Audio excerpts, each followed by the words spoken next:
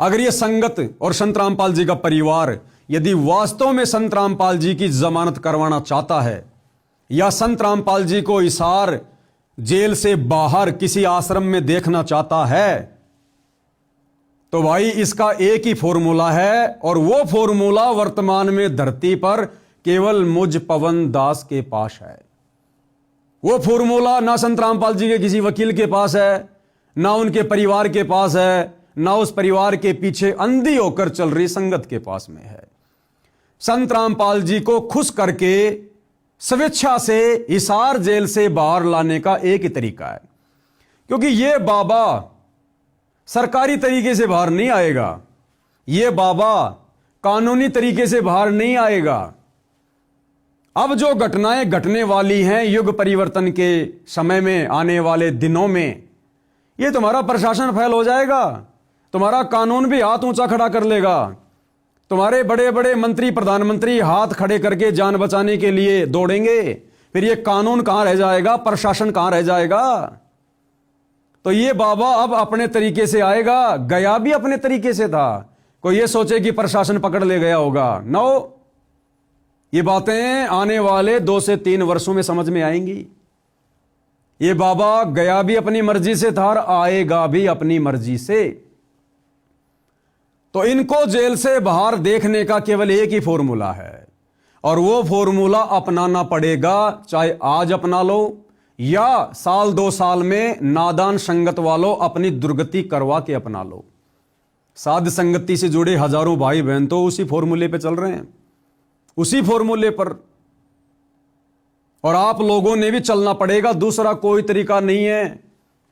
चाहे कितने सामाजिक कार्य करके दिखा दो, कितनी लोगों की मदद करके दिखा दो, कितने लोगों के मकान बनाते रहो, इन घटिया फॉर्मूलों से संत रामपाल जी बाहर नहीं आने वाले।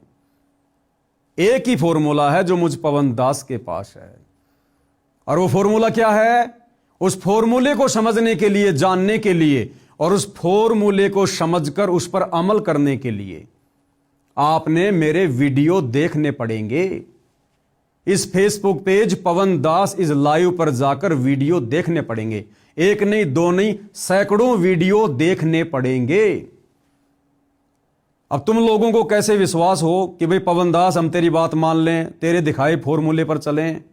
हम कैसे विश्वास कर लें कि फिर संत रामपाल जी की जमानत हो जाएगी? अरे जमानत पर नहीं आएगा ये बाबा, ये बाबा जमानत पर आने वाला नहीं है।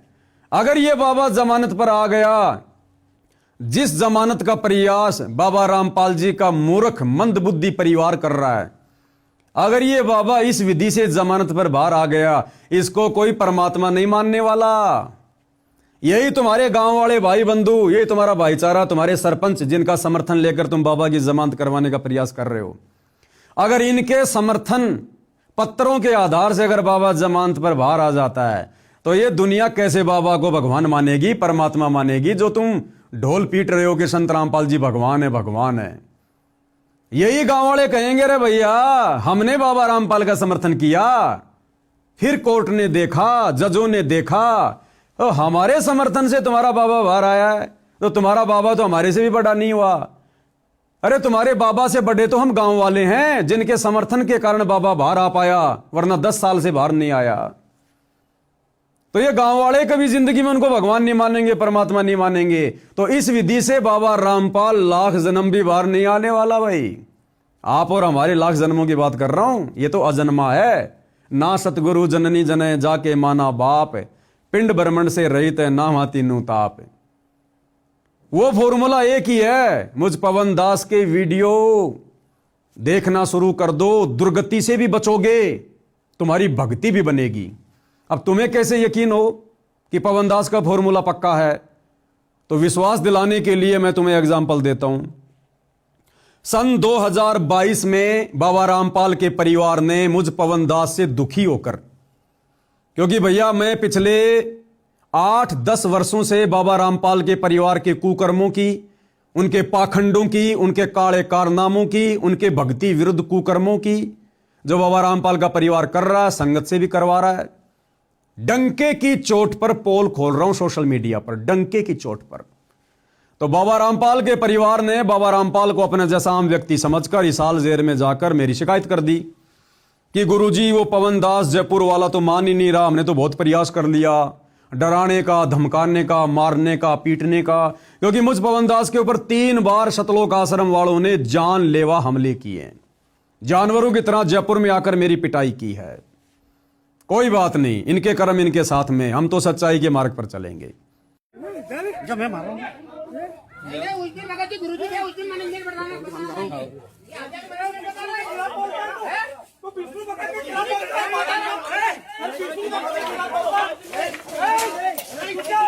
लेके आतंकवाद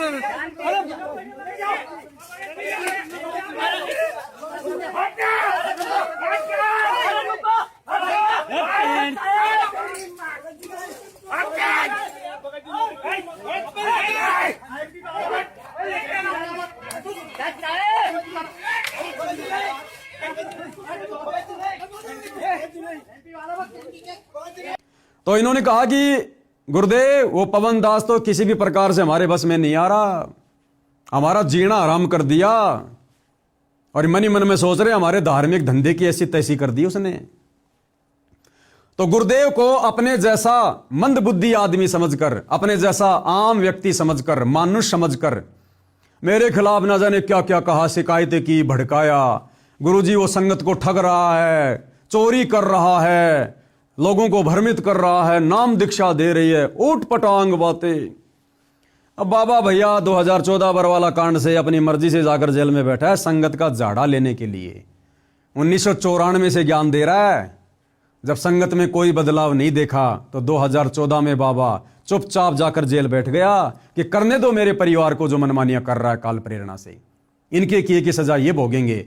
और इसी कांड के माध्यम से मैं भी अपने भक्तों की परीक्षा कर लूंगा कि कौन मेरा है, कौन काल का है, कौन मेरी गैर हाजिरी में मेरे ज्ञान को आधार बनाकर चलेगा और कौन मेरी गैर हाजिरी में मेरी परिवार की पूंछ पकड़कर देखा देखी में चलेगा, अपनी दुर्गति करवाएगा। तो बाबा तो हिसार जेल में बैठकर अपनी संगत की छटनी कर रहा भाई, जो लगभग 90% हो चुकी है। और जो श्रेष्ठतम आत्माएं हैं जिनको शतलोक लेकर जाना है, बाबा उनकी ट्रेनिंग सात संगति से जुड़वाकर करवा रहा है। सात संगति की वीडियो देखकर आपको आइडिया हो जाएगा। तो 2022 में संत रामपाल जी के परिवार ने मुझ पवन दास के ऊपर संत रामपाल जी को अपना जैसा आम व्यक्ति समझकर मेरे ऊपर 420 का झूठा मुकदमा हिसार जेल से करवाया। संत रामपाल जी ने, मेरे पूज्य गुरुदेव भगवान ने, मेरे परमेश्वर ने, क्योंकि मेरी भी तो परीक्षा है, हिसार थाने में मेरे खिलाफ 420 की एफआईआर करवाई। पुलिस आई, मुझे लेकर गई और 2.5 महीने में 420 के मुकदमे में हिसार जेल काट कर आया हूं। वर्तमान में मैं जमानत पर हूं। उसके बाद जमानत से आने के बाद इन पाखंडियों के पाखंड की पोल खोलना मैंने फिर से शुरू कर दिया। इन्होंने देखा पवन दास तो अब भी नहीं मान रहा, तो फिर से इन्होंने एक और मुकदमा धार्मिक भावना भड़काने का झज्जर की बहादुरगढ़ कोर्ट में मेरे ऊपर करवाया। वहां से भी मेरे को जमानत मिल गई। फिर एक और मुकदमा इन्होंने बहादुरगढ़ में मेरे ऊपर करवाया, उसमें भी मेरा वकील अपना कार्य कर रहा है। फिर एक और मुकदमा इन्होंने सोनीपत में मेरे ऊपर धार्मिक भावना भड़काने का करवाया। लेकिन भाइयों और बहनों, ये आश्रम वाले कुछ नहीं बिगाड़ पा रहे। ये पवन दास आप जियों के सामने है। यानी संत रामपाल जी ने मेरे ऊपर मुकदमा किया अपने परिवार के कहने पर, और मेरी जमानत हो जाती है।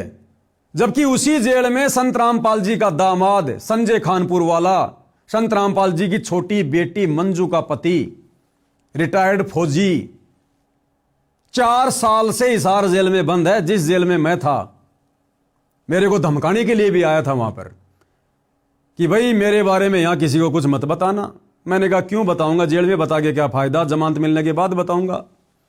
तो मेरे को डराने धमकाने के लिए आए 3-4 जने, जिनमें 2 तो बाहर जमानत पर हैं और एक अभी वो जेल में है। यानी भाई और बहनों, जो फॉर्मूला मेरे पास में है संत रामपाल जी के दामाद के पास भी नहीं है। संत रामपाल जी ने मेरे ऊपर मुकदमा किया और मैंने उस फॉर्मूले का प्रयोग किया, संत रामपाल जी को खुश किया, उनको प्रसन्न किया।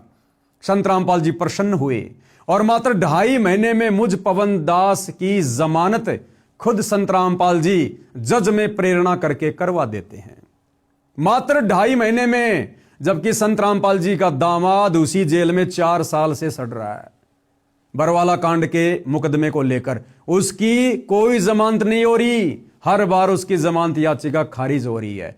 तो वो फॉर्मूला मेरे पास है, संत रामपाल जी के दामाद के पास भी नहीं है।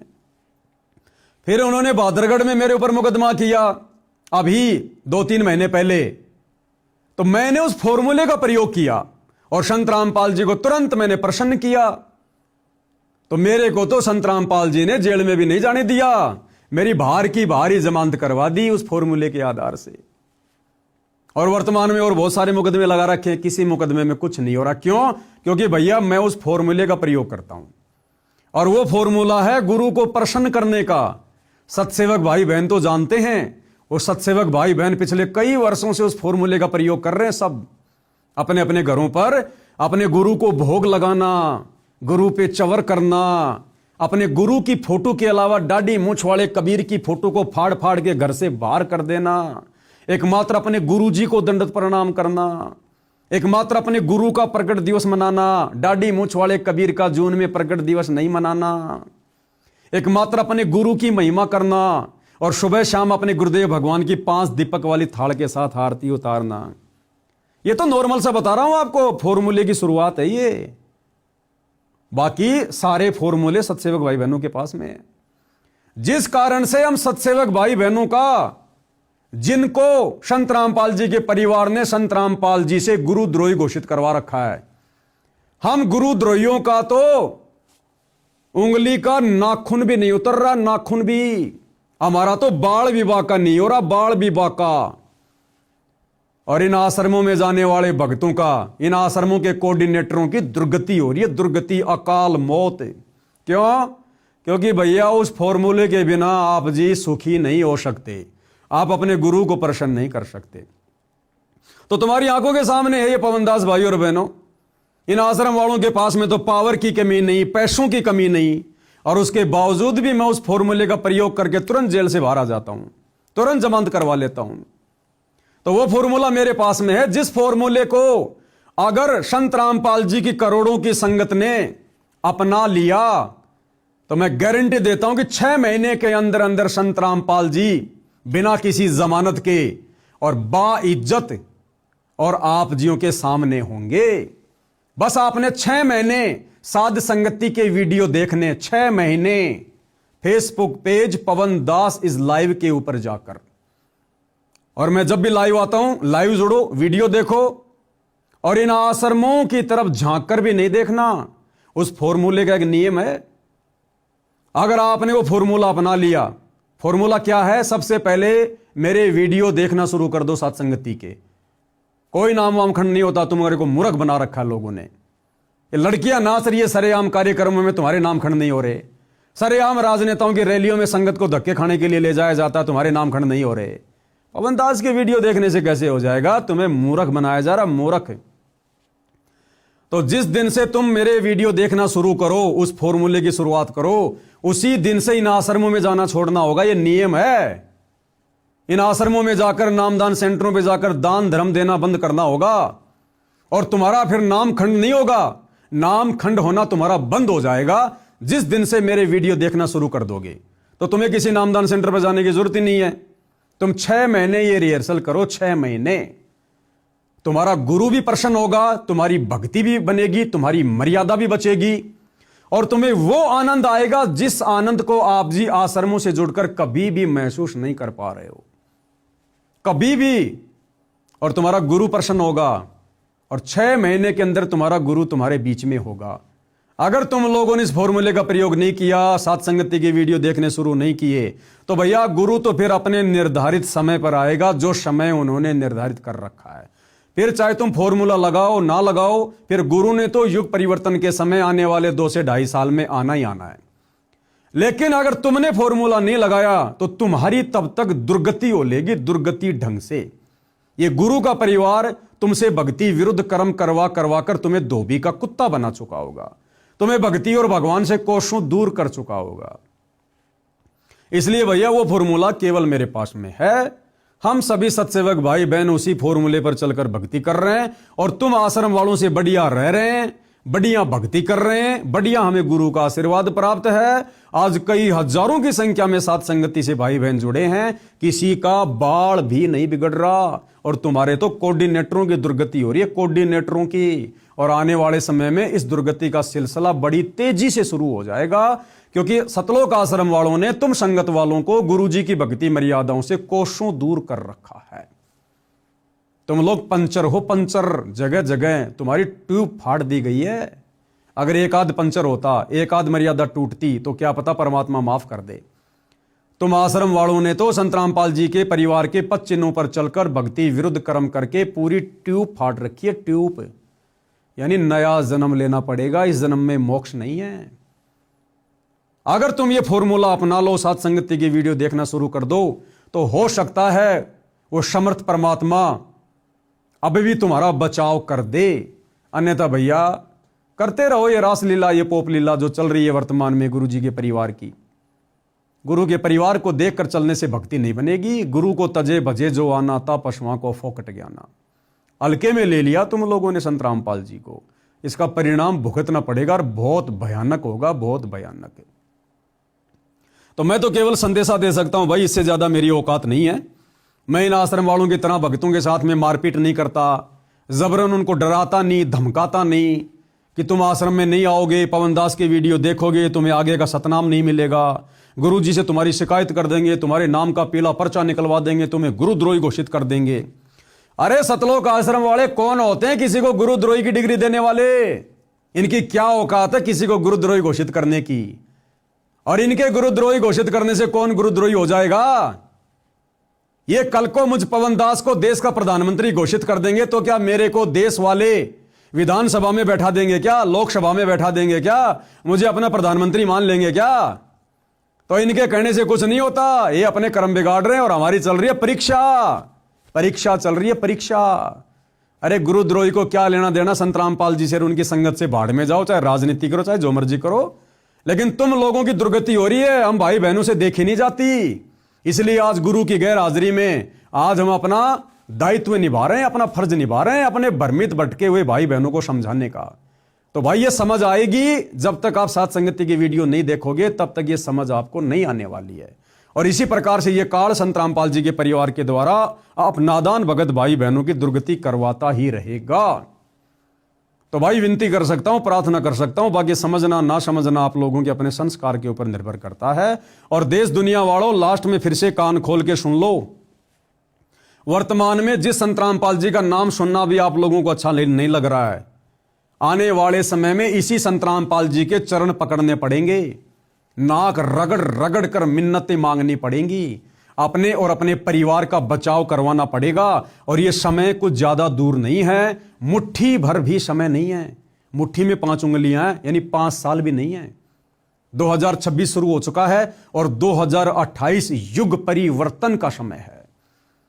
और इतिहास गवाह है, जब जब पृथ्वी पर युग परिवर्तन होता है भयंकर जन तबाही होती है। हम त्रेता युग से द्वापर युग में आ रहे थे, राम रावण युद्ध हुआ, भयंकर जन त्राही हुई। हम द्वापर से कलयुग में आ रहे थे, महाभारत हुआ, 18 करोड़ लोग मारे गए, 56 करोड़ यादव आपस में कट कट के मर गए, करोड़ों औरतें विधवा हो गई, करोड़ों बच्चे यतीम हो गए, त्राहिमाम मच गया, अशांति फैल गई। आज हम इस कलयुग की पिछली पीढ़ी में, इस भक्ति युग में 1000 साल के लिए कलयुग से सतयुग में जा रहे हैं। और भैया युग परिवर्तन है, 2028 फिक्स है। भयंकर जन तबाही होगी, त्राहिमाम होगा। ये तुम्हारे नेता, मंत्री, प्रधानमंत्री, तुम्हारा पैसा, तुम्हारी दौलत, तुम्हारे रिश्तेदार, तुम्हारा ये रुतबा, तुम्हारा ये पद, ये प्रतिष्ठा तुम्हारे कोई आड़े नहीं आएगी, कोई आड़े नहीं आएगी। ये हिंदुओं के देवी देवता, मुसलमानों का अल्लाह, सिखों का वाहेगुरु, ईसाइयों का मसीहा देखने से भी दिखाई नहीं देगा, देखने से भी। 2020 में कोरोना आया था, सबने देख लिया, उन पत्थरों के देवी देवताओं के नाक पर पुजारियों ने मास्क चढ़ा दिए, मास्क। यानी देवी देवता खुद कह रहे हैं भैया हमारा पीछा छोड़ो, हमें कोरोना हो जाएगा, दूर हटो यहां से। तो भला मुसीबत में फिर तुम्हारी कौन मदद करेगा? यह है वो मददगार, दुनिया का तारणहार। इनको पहचानने की जरूरत है, इनके विषय में अभी से जानने की जरूरत है, अभी से यूट्यूब पर, सोशल मीडिया पर, यूट्यूब पर इनके सत्संग सुनने की जरूरत है, इनको पढ़ने की जरूरत है, इनको फॉलो करने की जरूरत है। आने वाले समय में पूरी दुनिया एकमात्र इन्हीं को फॉलो करेगी, और जो इनको डिसलाइक करेगा, अनफॉलो करेगा, भैया काल उसके सिर पर बैठकर उसकी दुर्गति करेगा, दुर्गति। भले ये बात आज आपको वर्तमान में कड़वी लग रही है, इसमें कोई सच्चाई नहीं लग रही होगी, क्योंकि 2 टाइम की रोटी मजे से मिल रही है दुनिया को। जैसे रातों रात कोरोना आया, पूरी दुनिया का चक्का जाम हो गया। क्या किसी ने सोचा था कि 2 महीने के लिए पूरी दुनिया में लॉकडाउन लगेगा? जो जहां था वही रह गया। ऐसे ही आने वाले समय में अचानक से क्या होगा? कोरोना तो ट्रेलर था, पूरी फिल्म अब आएगी। अब कोरोना तो ट्रेलर था, फिल्म अभी बाकी है, जो आने वाले कुछ ही समय में शुरू होने वाली है। तो फिल्म की शुरुआत से पहले अपनी सीट रिजर्व करवा लो संत रामपाल जी के सत्संग सुनकर, अन्यथा दुर्गति के लिए फिर तैयार रहना। उस समय फिर कोई सुनवाई नहीं होगी। कहते हैं सुख में सुमरण किया नहीं, दुख में करते याद, कहे कबीर उस भगत की फिर कौन सुने फरियाद।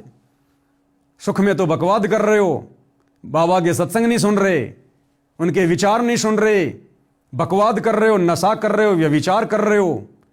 और जब संकट आएगा, दुख आएगा, फिर बाबा बाबा चिल्लाओगे, फिर बाबा कहेगा बेटा अब यहां कुछ नहीं है, बेटा जो तूने बीज बोया है अब वही खाना पड़ेगा। तूने अगर भांग का बीज बोया तो भांग खानी पड़ेगी। समय रहते गेहूं का बीज बोता तो गेहूं खाता। तो भाई और बहनों, बातें बहुत लंबी चौड़ी हैं, सतगुरु की महिमा अनंत है। हमारा शरीर समाप्त हो सकता है, लेकिन गुरुदेव की महिमा समाप्त नहीं हो सकती है। आगे भी समय समय पर आप जियों को परिचित करवाते रहेंगे सतलोक आश्रम वालों के कुकर्मों से। समझ जाओगे, सुधर जाओगे तो अच्छी बात है, वरना दुर्गति तो दरवाजे पर खड़ी है। तो आज के वीडियो में केवल इतना ही। परमेश्वर रामपाल जी हम सबको सद्बुद्धि दें, आशीर्वाद दें, हमारा मार्गदर्शन करें। बंदी छोड़ सतगुरु रामपाल जी परमेश्वर जी की जय हो।